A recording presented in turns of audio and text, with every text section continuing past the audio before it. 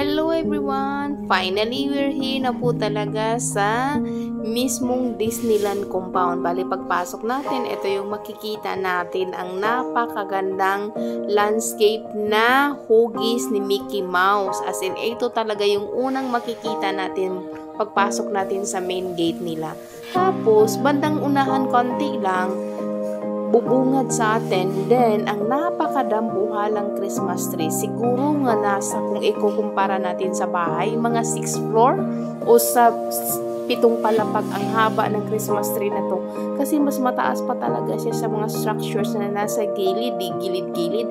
Ito talaga yung mag-aagaw atensyon ng napakalaking Christmas tree. Tapos, sa bandang kaliwa naman, madami kasing taong nakapila. Tapos nung tinatanong ko kung anong pinagpilahan, kasi syempre nakiusyuso din si Inday kung anong meron.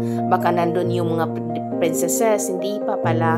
Yun pala yun ang nag-avail ng mga package na kasama na yung meal. Kailangan talaga nating mag-present doon na nandun ka on that day para ma-reserve nila yung slot mo, para hindi na magkagulo-gulo later during sa lunchtime.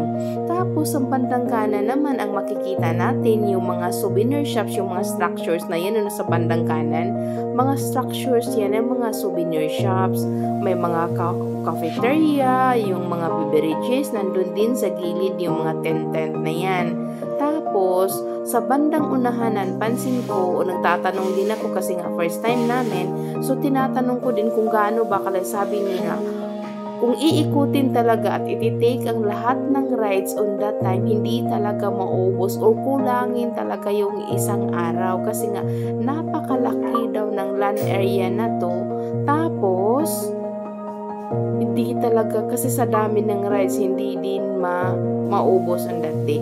So, titignan namin kung ano yung bandang unahan, kung gaano ba talaga kaganda kasi dinarayo pa talaga.